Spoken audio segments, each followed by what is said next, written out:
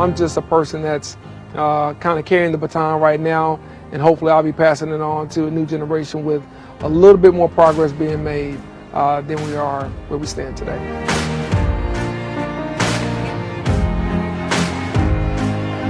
We have to push through this if we want to be a better union. That Black Americans are not second-class citizens.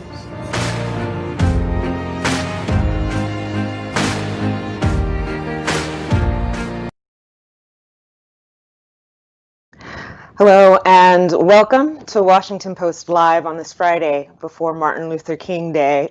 I'm Karen Attiah, and I'm the Global Opinions Editor for the Washington Post, and it is my distinct pleasure to welcome Alabama Mayors Stephen Reed of Montgomery and Randall Woodfin of Birmingham to talk about Dr. King's legacy and where America finds itself today, a question that many of us have been grappling with over the last year and recent days.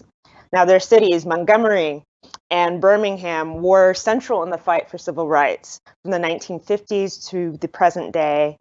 And I just want to thank you both for joining me today and to just introduce you all to our audience very quickly.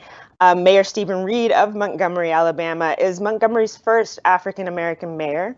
And upon his election in October 2019, then Senator Kamala Harris congratulated Reed on making history in Montgomery.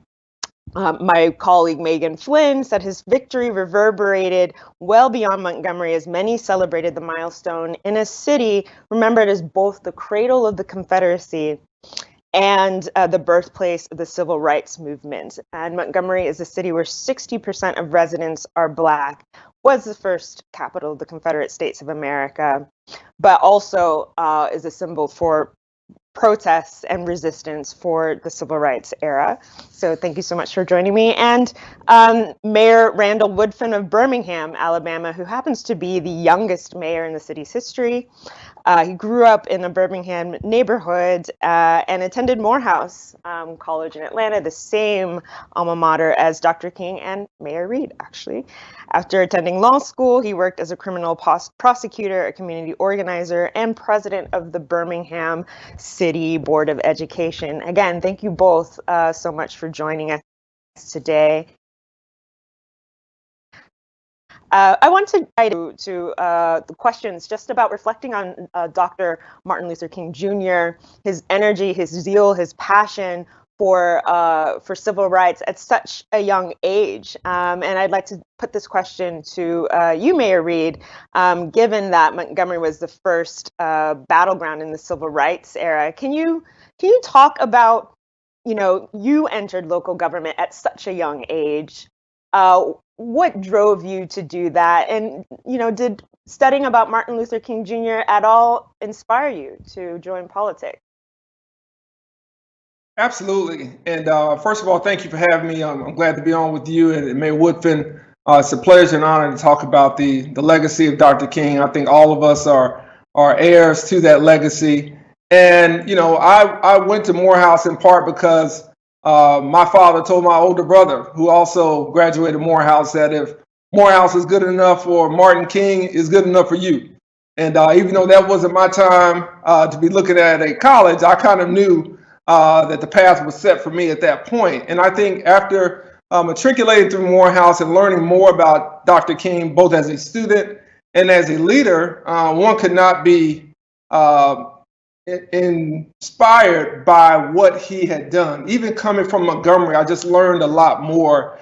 And I think when I considered what he had done at the age of 26 in leading the Montgomery Improvement Association at such a tumultuous time, I kind of thought about myself and whether or not I could have done that.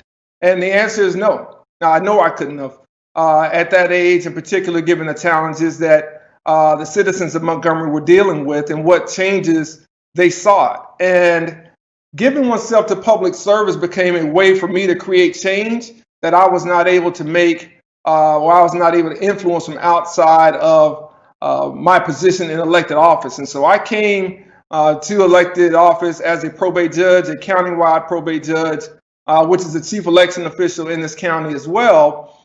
And I came with the sense of really wanting to change outcomes. And when I ran for mayor, I ran for mayor with the distinct reason because I wanted to be the thermostat and not the thermometer. And I wanted to make sure that I could put my finger on the scales of justice and fairness in a more equitable way for people who for 200 years in this city's history have felt left out of that. Mayor Reed, your father was a civil rights advocate and a trailblazer as well. He was part of the Montgomery City Council. And I read that, you know, even as a child, that your family received death threats even from the work that your father had done. I mean, can you speak about what it was like to grow up with that, to see that? Well, it was certainly challenging, you know, for us. You know, we have a unique set of ties to the King family. My mother's from Perry County in Marion, Alabama, where Mrs. King is from. And so some of her older siblings had gone to Lincoln Normal School and to Lincoln School with Mrs. Scott at that time.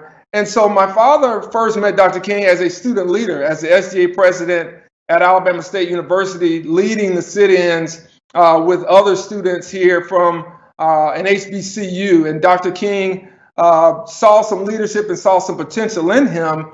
And so I think for us growing up in the shadow of Dr. King's assassination, in particular for my father, as well as that of Medgar Evers and others, was a real and present danger. But I want to say that, you know, the irony here is that, you know, just last year, Mayor Woodfin had to deal with a situation where someone threatened him after some protests after he was leading, and that person had to be arrested. And here we are again, where lawmakers are being threatened. And so unfortunately, you know, we've made progress since that time, but we know we live under the constant threat of that violence, unfortunately, even now because of the nature of politics and certainly the nature of the language that's been communicated by some who disagree with the outcomes of the election and who disagree with the outcomes of certain political positions that you take. Yeah, and I definitely want to come back to the present conflicts and the sort of perils in some ways that we're being faced with in this country. Mayor Woodfin, I want to turn to you again as the youngest mayor in Birmingham's history at only 39. I mean, I would love to hear from you, similar to Dr. Martin Luther King, at such a young age. What has driven you to public service? Well, first, let me say good morning. Thanks for allowing me to be on with you as well as Mayor Reed, someone who I look up to as a big brother. I will tell you that first, today is Dr. King's birthday, so happy birthday to Dr. King. I am reminded that Mayor Reed and I had the opportunity to both be students on a small college on the Red Clay Hill called Morehouse College, where, you know, it's not only at the intersection of academic rigor, but it's also at that intersection meets leadership and community service. And I would say, without a doubt, of all the alums that have attended Morehouse College, Dr. Martin Luther King Jr. Really personifies that intersection of academic rigor, leadership, and community service. And I think for Mayor Reed and I, just being in a position to be mayors in our hometowns where we were born, where we grew up, we understand what Dr. King, not only his legacy, but being the torchbearer now, what we must do in our positions. That being the case, you know, becoming mayor at 36, being 39 years of age now, there's still a sense of urgency to do the right thing on behalf of the people you represent. When you consider Dr. King and his legacy and where activism meets having to work with elected officials at every level for him, not just fighting mayors and county commissioners and public safety commissioners such as Bull Connor, but having access all the way to the White House and finally over the years of courting Kennedy, getting him to where he needed to be before President Johnson did the right thing. There's so much for us to do for King's legacy. And so whether it's our age, for me at age 39 now, I am reminded Dr. King came into Morehouse at 16, started leading the movements in his 20s, and did not live long enough to even see what would become of all the things he did. And so there's always pressure in this position when you look up to a person like Dr. King and you know what you must do. Mhm.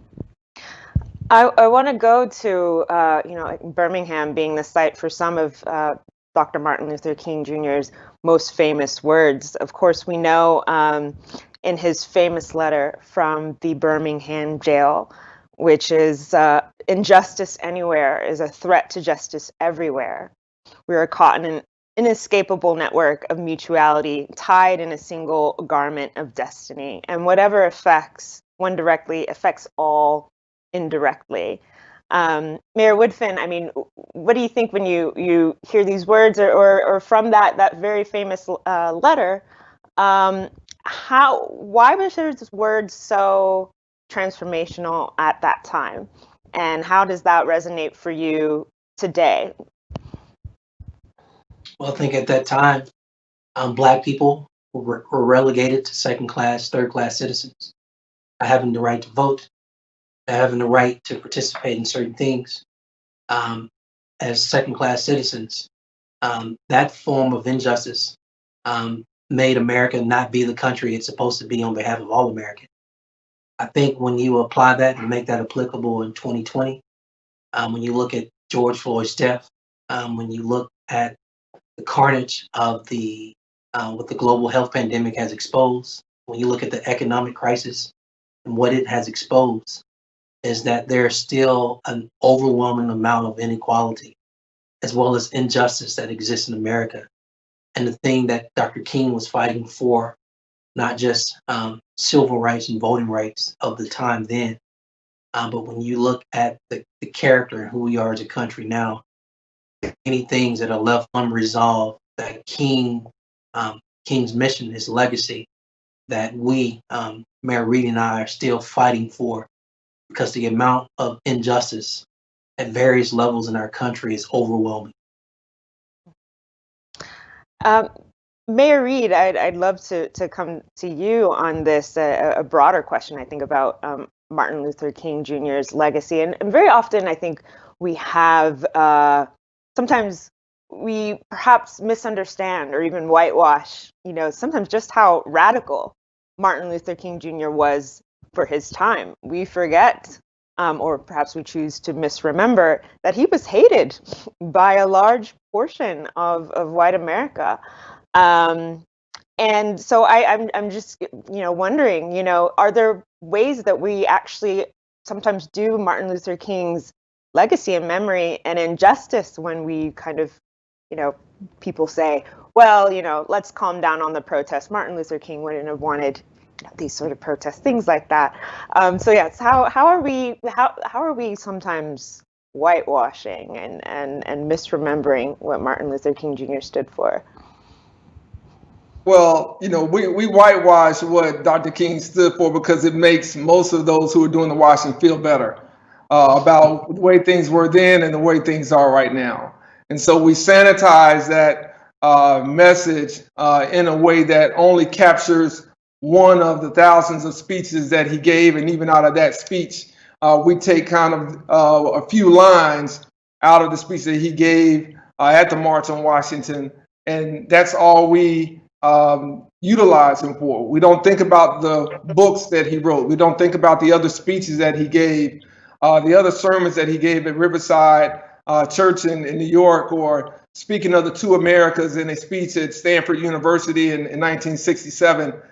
We don't think about those things, about economic equality, inequality that he really fought for, and really making sure that he stayed in touch with the movement, whether that was the Poor People's Campaign in Chicago, whether that was why he was coming back to Memphis, where he was cowardly assassinated.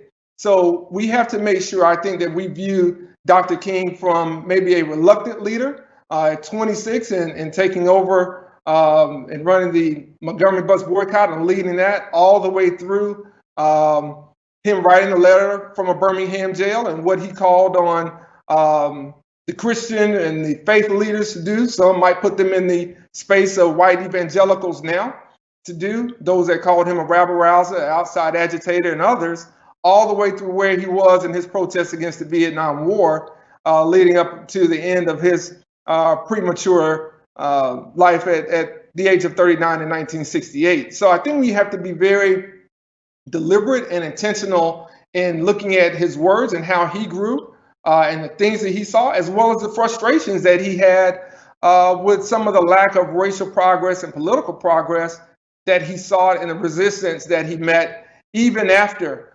Oslo and winning the Nobel Peace Prize, even after the I Have a Dream speech and leading a nonviolent peaceful protest in the March on Washington. So we have to think about him, I think, in a complete frame versus just kind of a snippet, if you will, or a little clip out of a speech given at the March on Washington, or one or two others that are often used as being the holistic version of Dr. King, because that was not the case. Yes, Mayor Woodfin, I'd love to hear what you think about that. You know, of course, in the letter from a Birmingham jail, Martin Luther King wrote, "Justice too long delayed is too long denied." So yeah, what is the right, honest, clear way to remember Martin Luther King, especially in the times that we're finding ourselves now? The right way to remember Dr. King, just plain as what I can say, is Dr. King was a genuine activist. All right, he wasn't a protester; he was an activist. You know, activists are very intentional about their work. They're deliberate. He was an organizer. He was a planner. I just finished reading a book probably about a few months ago called King and Kennedy. It's by an author by the last name of Livingston. The book is actually about 3-4 years old, but it speaks to the intersection of the civil rights movement and pretty much the courtship King developed with President Kennedy. And President Kennedy was actually called towards civil rights movement and how he had to build towards embracing doing the right thing. And it was King. You know, a lot of the work we see about Dr. King, we don't know a lot of the behind the scenes work he did with the calls, with the organizing. We know what happened in Albany. We know what happened in Montgomery. We know what happened in Birmingham. There was so much more going on as relates to organizing the financial efforts, the speeches he did across the world, if you will allow me to say that, the things he said at college campuses, etc. There was real work being done, and one of the things that I appreciated the most is that even with Robert Kennedy and Dr. King, real work had to be done to engage in some of the things that made the civil rights movement successful. And so King's activism does not work without actually pushing the federal government, the White House, and the Department of Justice to do the right thing. And so at the root of Dr. King's legacy, I would say that activism requires intentionality. It requires resources, planning, being strategic, and it requires partnership. And I think that's a lot of things people don't really understand about Dr. King's legacy. It wasn't just rooted in a speech. It wasn't rooted in speeches. It wasn't rooted just in the pulpit of his sermons. It was rooted in organizing and in moving people. I think that's so key and so important, that it wasn't just nice speeches and heartwarming, sound bites, but that he was really working at all levels of government to push forward for civil rights. I want to bring, speaking of, what Dr. Martin Luther King called the long moral arc of the universe, to today and to the recent events. And I want to actually stay with you, Mayor Woodfin. What was your reaction as we watched what happened at the U.S. Capitol, as we watched mobs of extremists carrying the Confederate flag? People who, not all, but plenty enough, who identified themselves as white supremacists, marching through the U.S. Capitol last week and causing damage and ending up with 5 people losing their lives. I mean, what was going through your mind when you saw those images coming out of the U.S. Capitol? I'm not going to be politically correct with you. I was pissed. I was angry. I was mad. And I'll tell you what made me originally mad. Um, the president took the time to record a video to say, "We love you. We love you" to people who committed, um, in my mind, acts of domestic terrorism, who committed, just the way they descended upon our capital. It was illegal. It was morally wrong. It was bad for our country. And so I didn't like it. I think what our country experienced last week was a reckoning that needs to be addressed. It's not something you can whitewash. It's not something you can tap on the hand and say, "Oh, let's just move on." Um, it was just caught up in the moment. No, I feel like a lot of this was planned. A lot of this was acted upon, and everybody who participated need to be held responsible and accountable. Don't tell me, don't speak to me about reconciliation and it's time to heal unless you want to first speak to accountability in your role in what happened. Mhm. Mayor Reed, I'd love to get your take, and specifically how you saw the reactions of law enforcement to the storming of the Capitol, and then I'd love to, you as being in a state capital yourself, are you worried for your safety? Is there anything you can tell us about any possible threats to the Capitol in Alabama? Well, I think from our standpoint, I'll go in reverse order. We're certainly taking precautions, and we have been for the last couple of months to prepare for Inauguration Day. After the state capitol was stormed in Michigan, in Lansing, Michigan, that was somewhat of a wake-up call for us. And we tried to prepare and work with our state law enforcement agencies on things that we could do to prevent that from happening. And when you look at what happened in Michigan earlier this year, obviously the threats that came out towards the governor afterwards and other lawmakers, we understood that this was a different time. This was a different moment because things were a little more serious, if you will. We've seen, a federal judge's house in New Jersey, someone show up there and kill a family member. We've had a federal judge here killed in the past. Bob Vance, former leader of the Democratic Party here, was killed decades ago, a friend of our family. So when you think of acts of domestic terrorism, whether it's Timothy McVeigh or others, we have to take in context what that really is masking. It's masking this anti-government feeling that's out there that feels that government is taking something from people.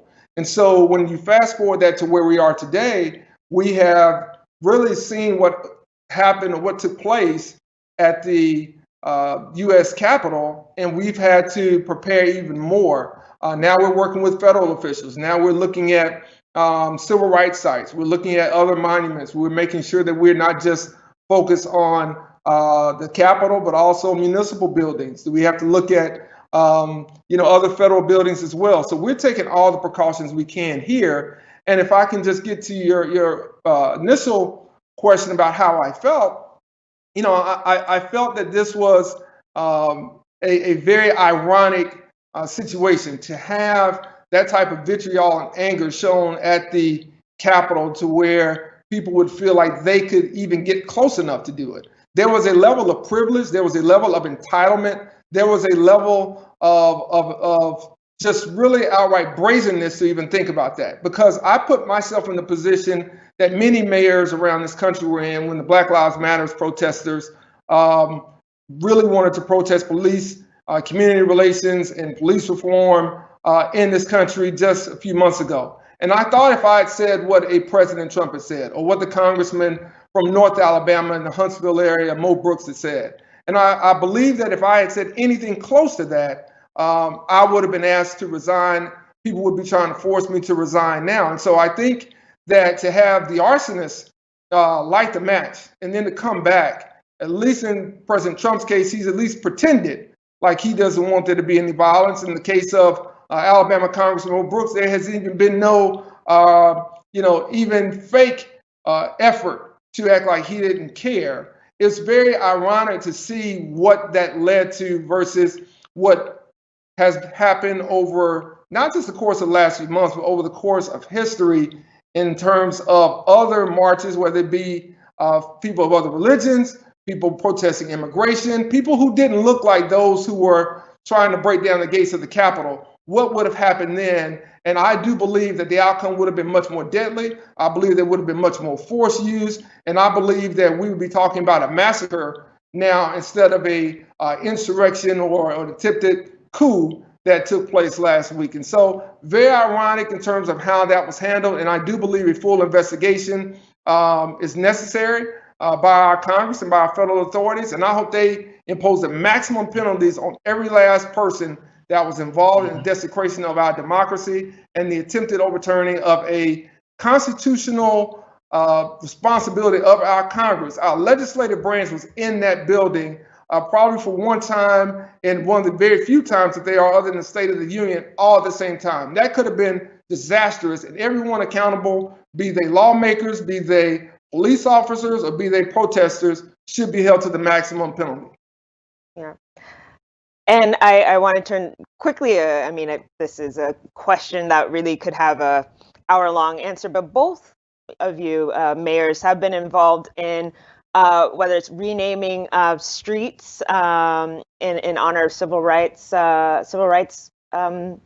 figures, or taking down Confederate monuments. And I want to turn to Woodfin, and if you can answer, very quickly, does what we saw at the Capitol underscore the need for, in some ways, some would say, the Confederacy and Confederate sympathies are still very much alive and well. So does this give more force to your efforts to remove Confederate statues?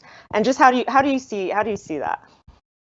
It's very simple and direct. Where we are in America as a country now, to move forward, we have no room or place for second place trophies or the Confederacy. That's just not, it's un-American. It's even treasonous to even consider the thoughts of where to talk about that place in America's history. We need to move forward as a country. We need to move forward as states and as communities. And legislators across the country who want to continue this championing of the Confederacy place need to remember that the Confederates committed treason. They actually lost the war. We don't have time for second place trophies in public squares. And we're tired of talking about it. It's time to talk about something else. All right, and we're coming almost to the end, but I have one last question, and I'll give this to you, Mayor Reed. President-elect Biden has spoken of healing the nation and rebuilding trust. How do we move forward? What is the way forward from all of this? I think it's hard to heal without some atonement, and I think we have to make sure that is clear. And I believe we have to be honest and forthright. And President Biden, I believe, has a leadership, certainly with his Vice President-elect Kamala Harris as well. I think to provide what's needed, the stability, but also the truthfulness that needs to be said, and to institute substantive policy changes that help everyday Americans understand how we improve and how we get to a better America, how we get to Dr. King's beloved community. Right now, I believe that we're in the throes of a new reconstruction, and it's something that we have to be very honest and very candid about, and I think learn from the history of the first Reconstruction to understand what we need to do going forward and what it will call Americans as well as our leaders to do to show courage in order for us to get to the outcome we'd like to see. Thank you. And Mayor Woodfin, in 30 seconds or less, what would you say as the way forward for this nation?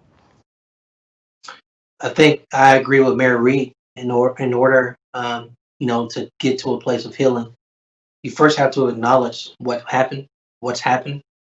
There has been a lot of intentional pain inflicted separating families over the last 4 years. There's been a lot of intentional display of white supremacy and so many other things of suppressing people's ability to opportunity to vote and opportunity to participate in the American dream. And I can go on and on what's happened over the last 4 years. I am 100% all for healing and moving our country forward. But I think in order to do that, there has to be some acknowledgement of the pain that's been caused, some accountability towards that pain, and then let's move forward. I am 100% in support of our new president-elect, as well as the vice president-elect, and I am looking forward to, as mayors, Mayor Reed and I working with the new federal administration on moving the country forward, healing our country, and making things work better for our citizens we serve both here in Birmingham and Montgomery. Great, thank you so much. We could go for hours on so many of these topics, but unfortunately, this is all the time that we have for today. Mayor Reed, Mayor Woodfin, thank you so much for speaking with me today. Thank you. And thank you all for joining us. Tune in next Thursday for the next installment of our Race in America series with author Angie Thomas. Again, I'm Karen Attiah, and thank you for watching Washington Post Live.